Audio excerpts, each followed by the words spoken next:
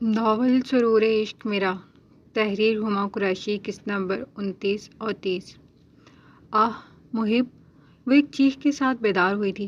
وجود پسینے سے شرابور تھا، دل تیزی سے دھڑک رہا تھا۔ محب!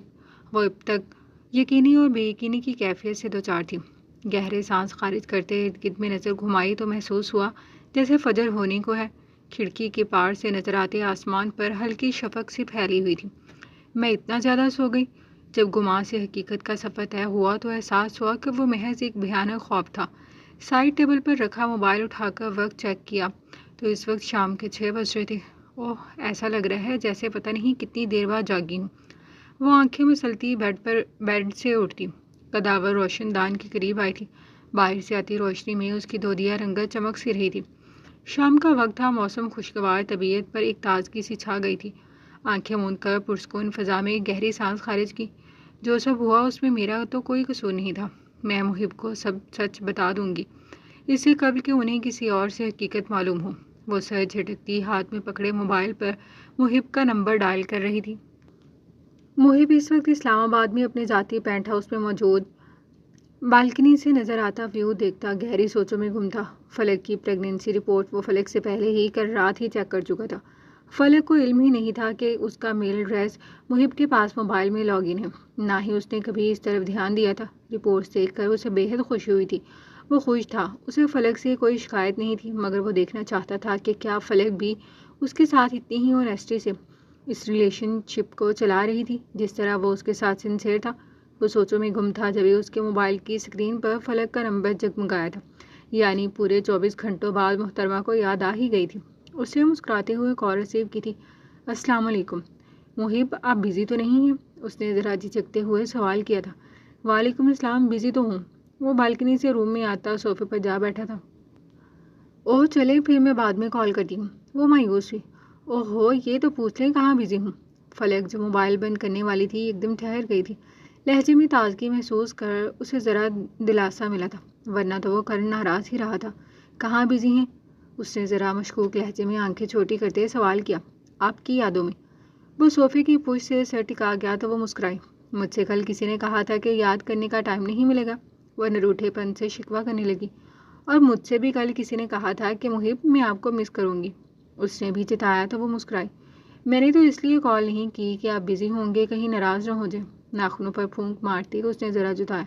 اب ایسا بھی کوئی بزی نہیں تھا، آپ رات میں تو کال کر سکتی تھی، تو آپ کر لیتے۔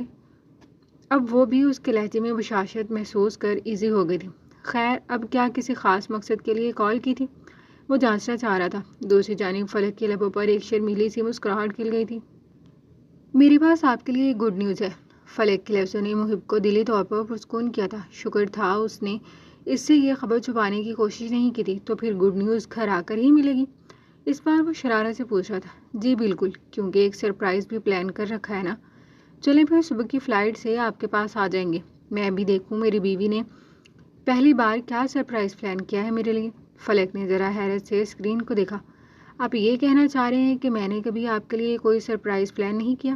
وہ ذرا شکوہ کناں لہجے میں بولی۔ نہیں بھائی، خیر گرینڈ پا بتا رہی تھی کہ آپ اپنی مما سے ملنے کے لیے گئی تھی۔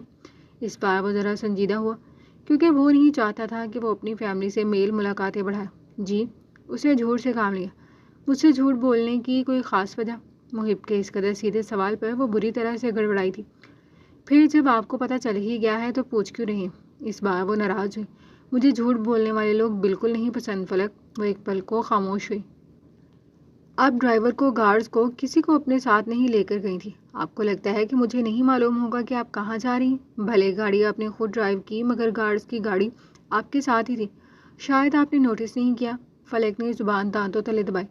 بس مجھے لگا میں آپ کو بتاؤں گی تو آپ بلا وجہ ناراض ہو جائیں گے۔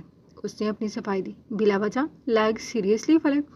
اب آپ کو پتہ ہونا چاہیے کہ آپ کا تعلق کس خاندان سے۔ اس شہر میں ہمارے 100 دشمن ہیں۔ آپ کو کیا لگتا ہے کہ یہاں گھر، کاروبار، سب کچھ ہونے کے باوجود ہم باہر صرف شوقیہ طور پر رہتے ہیں؟ نہیں، صرف میری وجہ سے سالوں سے گرینڈ پا اور میری فیملی پاکستان نہیں ہے، کیونکہ موم اور ڈیڈ دونوں کا قتل پاکستان میں ہوا تھا۔ فلک کو سمجھ نہیں آیا کہ اب وہ کیا بولے۔ سوری، آئندہ خیال رکھوں گی۔ وہ خاموش ہوا تو وہ معذرتی لہجے میں بولی۔ سوری کی ضرورت نہیں ہے، مگر آئندہ میرے علم میں لائے بغیر آپ کہیں نہیں جائیں گی، اپنے پیرنٹس کے گھر بھی نہیں۔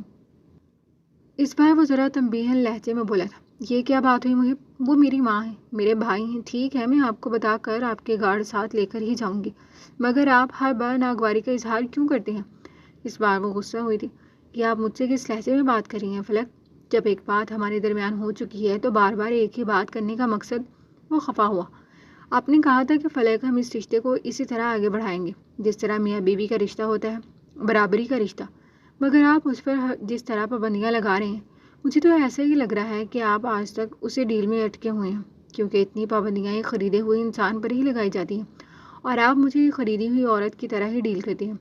वो गुस्से से तेज़ लहजे में बोलती मोबाइल खट से बंद कर गई थी। सांस बुरी तरह से फूल रहा था, चेहरा सुर्ख पड़ गया था। वो शख्स उसे हर लिहाज से अपना पाबंद बना चुका था, तो अब क्या चाहता था? वो सांस भी उसकी मर्जी से लेती। What nonsense. दूसरी जानिब मुहिब ने गुस्से से मोबाइल टेबल पर पटक दिया था। उसने कितनी गलत बात की थी, मुहिब को सोच सोच कर ही गुस्सा आ रहा था। मगर फिर उसकी तबीयत के ख्याल से उसने एक बार फिर मोबाइल उठाया था। अभी 5 मिनट ही गुजरे थे कि किसी ने दरवाजे पर दस्तक दी। आ जाए। फलक अब संभल गई थी। मैडम आप ठीक हैं? फीमेल सर्वेंट को देख वो हौले से मुस्कुराई और इस बात में सर हिलाते मुतमईन लहजे में जवाब दिया। वो सर ने कहा कि वक्त पर खाना खाकर सो जाइएगा, रेस्ट करें। आपकी तबीयत ठीक नहीं है? फलक ने ज़रा बुखला कर मुस्कुरा कर मुतमईन किया। आप मुझे प्लीज़ एक कप कॉफ़ी का बना कर दे दें। वो सर में दर्द महसूस कर ज़रा मुस्कुरा कर बोली तो वो ओके मैडम कहती ही वापस चली गई। खिड़की से आती हल्की सुनहरी रोशनी में नहाया ड्राइंग रूम ताज़ा गुलाब की खुशबुओं से महक रहा था। दीवार पर सजी पेंटिंग्स और नफीस फर्नीचर और रिवायती तर्ज के शो पीस मेहमान खाने की शान बढ़ा रहे थे। वस्त में रखे शीशे के सेंटर टेबल पर ताज़ा गुलाबों का गुलदस्ता सजा था, जिसकी खुशबू माहौल को और भी खुशगवार बना रही थी। परिवेश गुलाबी रंग के नफीस काम वाले जोड़े में मलबूस तैमूर की हमराही में साथ ही बैठी थी। उसके हसीन चेहरे पर तैमूर की मोहब्बत का रंग वाज़ेह था। तैमूर जो बलोची तर्ज के कड़कड़ाते शलवार सूट में मलबूस हमेशा की तरह बावखाल लग रहा था, उसकी हमराही में सोफे पर इत्मीनान से बैठा था। कल रात ही तैमूर और परिवेश का वलीमा हो गया था। वो इस वक्त दादी के साथ बैठे बातें करने में मशहूर थे जब ही उनकी कोई अजीज़ा वहाँ आ गई थी। जैसे ही वो अंदर आई, परी और तैमूर ने फ़ौरन खड़े होकर उनका इस्तकबाल किया। अरे भाई, ये मैं क्या सुन रही हूँ? खातून ने ज़रा हैरत से आंखें फैलाई, फिर मुस्कुराते हुए परी की तरफ बढ़ी। दादी बेगम ने कोई ख़ास रिएक्शन नहीं दिया था। शादी भी हो गई और किसी को खबर तक ना हुई। मुबारक हो भाई, लेकिन ये इतनी अनन फनन शादी का राज क्या है? उन्होंने मसनूई खफगी से कहा और परी को गले लगाया। परी हल्का सा हंसी और नजरें झुका ली। बस किस्मत के फैसले कुछ ऐसे ही होते हैं आंटी। जितनी कहा नसीब में लिख दिया जाए तो ज़्यादा इंतज़ार नहीं करवाया जाता। हाँ, नसीब तो नसीब है, लेकिन कम अज़ कोई धूमधाम ही कर लेते। खातून ने शरीर अंदाज में कहा और सोफे पर बैठते हुए मजीद बात करने लगी। अरे, आपने कल हमारे वलीमे की दावत मिस कर दी। बहुत धूमधाम से वलीमा किया था, पूरा कोयटा शहर मधु था। तैमूर ने कहा। ओह हाँ, दरअसल मैं आज सुबह ही लाहौर से वापस आई हूँ। तुम्हें पता तो है तुम्हारे भाई की सरकारी नौकरी है। छुट्टियाँ गुजारने पंजाब गई थी। सुबह ही खबर मिली तो मुझसे तो बिल्कुल सब्र नहीं हुआ। वह खातून ज़्यादा ही बातूनी थी। जी जी आपा, मुझे मालूम है। शमीम बेगम खामोश नज़रों से उन्हें ही देख रही थी। तैमूर ने मुलाजमा को रिफ्रेशमेंट लाने का हुक्म दिया था। और बताइए मबी, अब तो खैर से बहू आ गई है घर। अब वो शमीम बेगम की जानिब घूमी थी। अल्लाह का फजल हुआ है हम पर, बहुत प्यारी बच्ची है। उन्होंने परी की जानिब देखकर कहा था तो वह शर्मीली मुस्कुराहट समेत सर झुका गई। तैमूर एक कॉल सुनने की गरज से मेहमान खाने से बाहर निकल आया था। वाकई बहू तो चांद का टुकड़ा है आपकी। बेटा पठान हो क्या? वो भी साख्ता ही सवाल कर गई थी। परिवेश बुरी तरह से सटपटाई। नहीं, बलोच है। जवाब दादी बेगम की जानिब से आता है। क्या वाकई बड़ी भी? आप तो ख़ानदान से बाहर शादी करने के हक़ में ही नहीं थी। वो जानते बूझते इंसान बनी थी। जो नसीब में लिखा होता है उससे इनकार तो नहीं किया जा सकता ना। वो उजली सख्त लहजे में गोया हुई थी।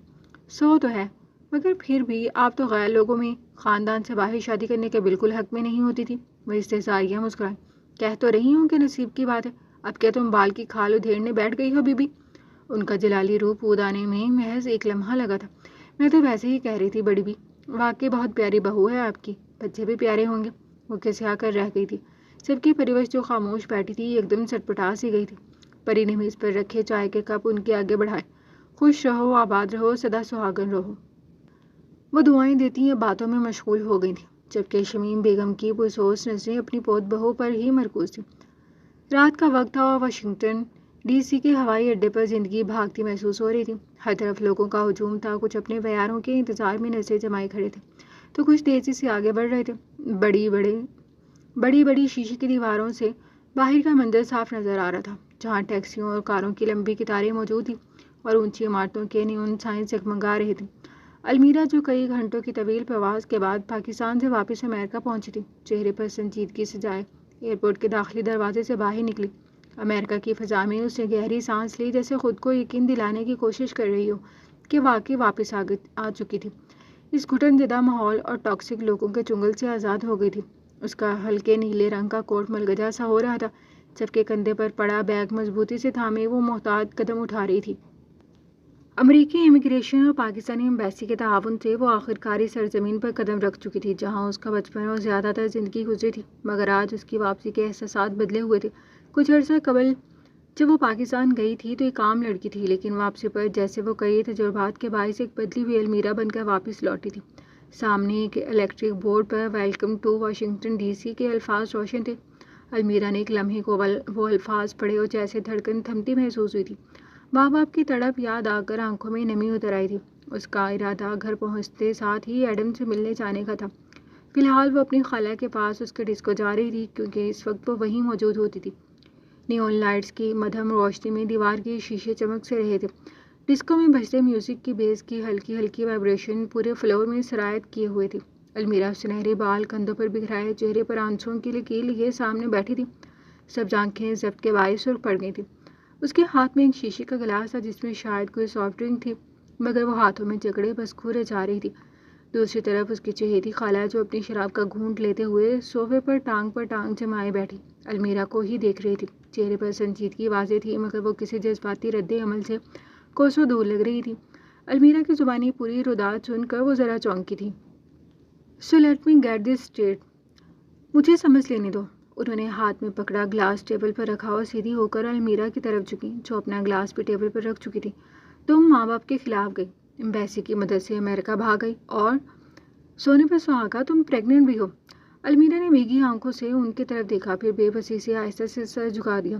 Girl, what the hell were you thinking? اس نے حیرانی سے سر جھٹکا، مگر ان کی آواز بھی تاثر ہی تھی۔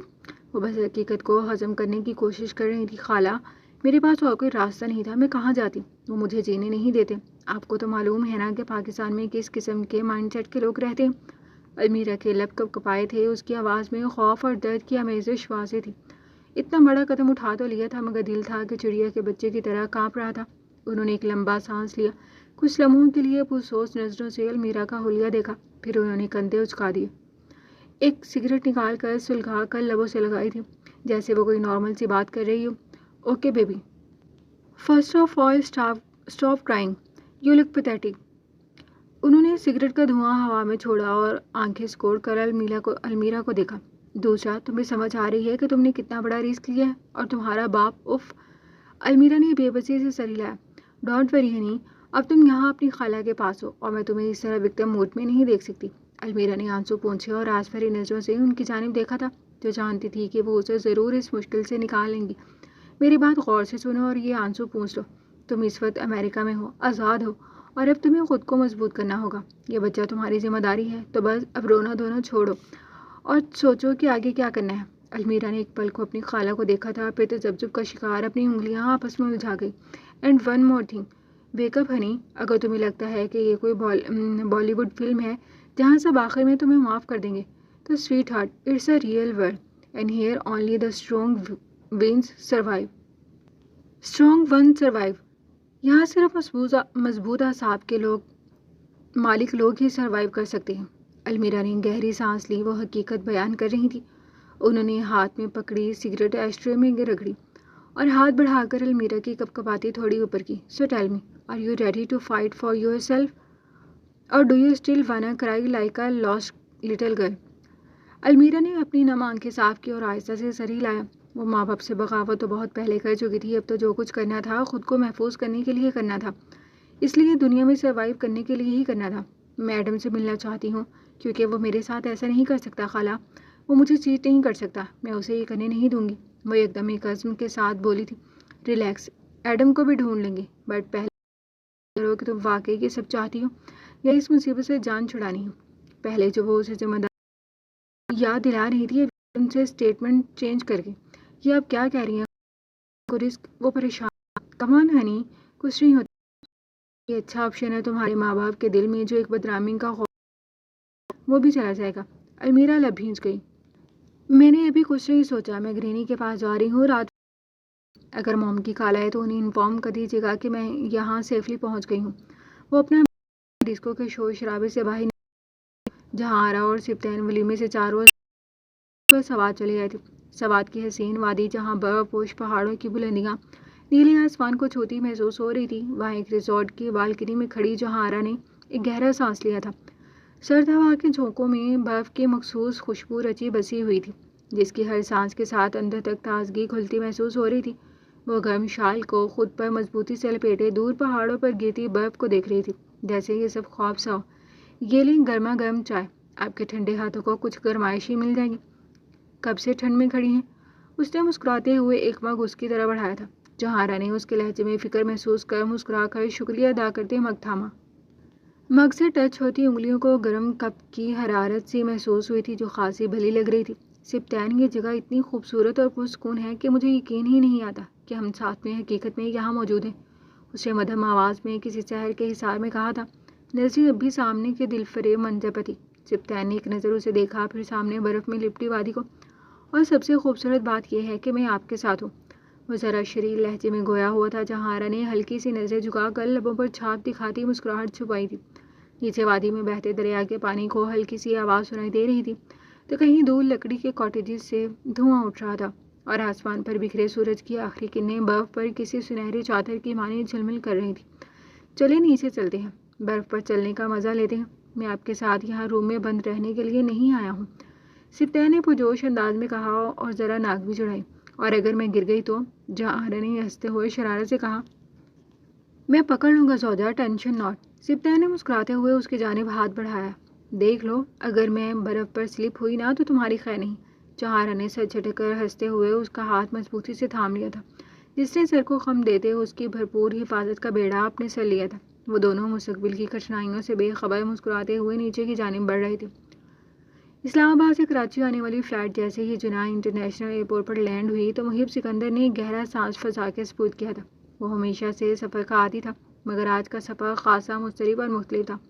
سیاہ پینٹ اور نیوی بلو شرٹ میں ملبوس وہ اعتماد سے چلتا ہوا ایئرپورٹ کی پارکنگ کی طرف بڑھا تھا، جہاں دادا آشیانے کے مخصوص ڈرائیور نے ادب سے گاڑی کا دروازہ کھولا۔ السلام علیکم، ویلکم بیک سر۔ محب نے ایک سرسری نظر ڈرائیور پر ڈالی اور سنجیدہ لہجے میں سلام کا جواب دیا تھا۔ چلو، وہ خاصا سنجیدہ دکھائی دے رہا تھا۔ گاڑی جیسے ہی شہر کی مصروف سڑکوں پر دوڑی تو باہر کا منظر تیزی سے بدلنے لگا۔ شاہراہ فیصل پر ہلکی ٹریفک کے باوجود زندگی کی روانی برقرار تھی۔ بلند و بالا عمارتیں، اشتہارات سے بھری بورڈز اور مصروف سڑکیں، سب کچھ جوں کا توں تھا، مگر محب گہری سوچوں میں ڈوبا ہوا تھا۔ تقریباً 40 منٹ بعد گاڑی جہاں آشیانے کے آہنی گیٹ کے سامنے رکی تھی، جہاں 2 گارڈز فوری مستعد ہوئے۔ گاڑی صدر دروازہ بر کرتی اندر کی جانب بڑھی تھی۔ سرسبز لان، روشنیوں میں نہایا ہوا پورچ اور سفید سنگ مرمر سے بنی سیڑھیاں جو اندرونی ہال تک جا رہی تھی۔ محب گاڑی سے اترا اور قدم بڑھاتا ہوا اندر داخل ہوا۔ نوکروں نے مؤدبانہ انداز میں سلام کیا، مگر اس کی نظریں کسی اور کو تلاش کر رہی تھیں۔ وہ شاید ابھی تک نیچے نہیں آئی تھی۔ میڈم کہاں ہیں؟ اس نے سوالیہ انداز میں پوچھا تھا۔ سر، میڈم تو اپنے روم میں ہیں، فیمل سرونٹ نے آگاہ کیا۔ میڈم نے بریک فاسٹ کیا؟ اس کے ماتھے پر بل نمودار ہوئے تھے۔ نہیں۔ محب نے نگاہ گھڑی پر ڈالی جہاں صبح کے 10:30 ہو رہے تھے۔ اوکے، آپ جائیں۔ وہ تیز قدم لیتا اپنے کمرے کی جانب بڑھا تھا۔ فلک کی آنکھ ابھی کچھ دیر پہلے ہی طبیعت کی خرابی کے باعث کھلی تھی۔ دل بوجھل سا ہو رہا تھا، جیسے کچھ بہت غلط ہونے والا ہو۔ وہ بیڈ پر نکاح زدہ چہرہ لیے خاموش بیٹھی تھی کہ جبھی کوئی دروازہ کھولتا ہوا روم میں داخل ہوا تھا۔ فلک، آپ نے ابھی تک ناشتہ نہیں کیا ہے؟ وہ آتے ہی سوال جواب کرنا شروع کر چکا تھا، جبکہ وہ ایک دم اسے سامنے دیکھ پہلے چونکی، پھر حیران ہوئی۔ محب، آپ اتنی جلدی آ گئے؟ اس نے ہاتھ سے بال پیچھے کرتے اپنے حواس پر قابو کیا تھا۔ Are you all right? طبیعت ٹھیک ہے آپ کی؟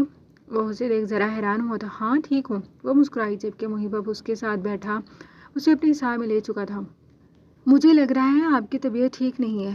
وہ دھیرے سے اس کے بالوں میں ہاتھ پھیر رہا تھا، ساتھ ہی روم انٹرکام اٹھا کر ناشتہ لانے کی ہدایت کی تھی۔ نہیں ٹھیک ہوں، آپ اتنی جلدی آ گئے؟ میں نے تو آپ کا سرپرائز پلان کرنا تھا۔ اب اسے ایک دم یاد آیا تھا، آپ نے کہا تھا ایک گڈ نیوز ہے، پہلے وہ بتائیں۔ سرپرائز ساتھ مل کر پلان کر لیں گے۔ وہ الگ ہی موڈ میں تھا۔ ویسے مجھے اپنی طبیعت اس قابل نہیں لگ رہی کہ کچھ کر سکوں، تو گڈ نیوز ہی بتا دیتی ہوں۔ وہ اب سر اٹھا کر اس کی جانب دیکھ رہی تھی۔ ہم نا، اس نے لفظوں کا ترتیب دیا تھا۔ محب کے لبوں پر تبسم اپنی جھلک دکھانے کو بےتاب ہوا تھا۔ ایکچولی آپ سویٹ ہارٹ، اب بول بھی دو، کیوں دل کی دھڑکن بڑھا رہی ہو؟ وہ خوشی سے اسے خود میں بھینجتا محبت بھرے لہجے میں گویا ہوا تھا۔ ہم نے یہ شادی جس مقصد کے تحت کی تھی وہ پورا ہو گیا ہے، فلک نے اس بات جلدی سے بولا تھا۔ محب نے ذرا فاصلے پر کرتے اسے سنجیدہ نظروں سے گھورا تو فلک کو اپنے ارد گرد خطرے کی گھنٹی بجتی محسوس ہوئی تھی۔ اچھے سے بتائیں، فضول گوئی سے پرہیز کرتے ہوئے اس نے فی الحال اپنے تاثرات پر قابو رکھا تھا۔ فلک نے اس بار ناک چڑھائی۔ ہم ماما بابا بننے والے ہیں، وہ جلدی سے بولتی اس کے سینے میں چہرہ چھپا گئی تھی۔ محب نے پرمسرت انداز میں خود میں بھینجتے قہقہ لگایا تھا، ساتھ ہی اس کے ماتھے پر اپنے ہونٹ رکھے۔ اتنی سی بات کہنے میں اتنا وقت لگا دیا مسز؟ وہ خوش زیادہ تھا یا پھر یہ خوشی ہی الگ تھی کہ وہ جس بات پر قابو نہیں رکھ سک رہا تھا؟ محب خود بھی نہیں سمجھ سکا تھا کہ آپ خوش ہیں؟ اس کے گرد اپنا حصار قائم کرتی وہ شرمیلی مسکراہٹ سمیت سوالیہ گویا ہوئی تھی، جو اسے اٹھا کر گول گول گھمانے لگا تھا، جبکہ فلک حیرت سے اس کا بچکانا رویہ دیکھ رہی تھی۔ محب بس کریں، کیا ہو گیا ہے آپ کو؟ اس کی گردن میں حصار ڈالتی وہ اب اپنی طبیعت میں واضح تبدیلی محسوس کر رہی تھی۔ ویسے مزے کی بات بتاؤں، مجھے آپ سے پہلے معلوم ہو گیا تھا۔ فلک کا منہ حیرت کے باعث پورا کا پورا کھلا رہ گیا تھا۔ واٹ؟ مگر کیسے؟ آپ نے میرے پیچھے جاسوس لگا رکھے ہیں محب؟ اس بار وہ خفا ہوئی۔ بھائی، میری غیر موجودگی میں میری بیوی ہسپتال گئی ہے تو یہ پریشانی والی بات تو ہے نا؟ اب وہ اسے ساتھ لیے بیڈ پر ہی بیٹھ گیا تھا۔ بس اب کور نہ کریں، اسے ناک چڑھائی۔ جو بھی ہے، مگر میں بہت خوش ہوں Falak, thank you for making my life complete. اس کی پیشانی سے پیشانی ٹکائے وہ جذب کے عالم میں بولا تھا۔ فلک کی آنکھوں سے آنسو رواں تھے۔ ایموشنل تو محب بھی ہو گیا تھا، یہ بچہ اس کا حصول ہی تو انہیں ملانے کی واحد وجہ بنا تھا۔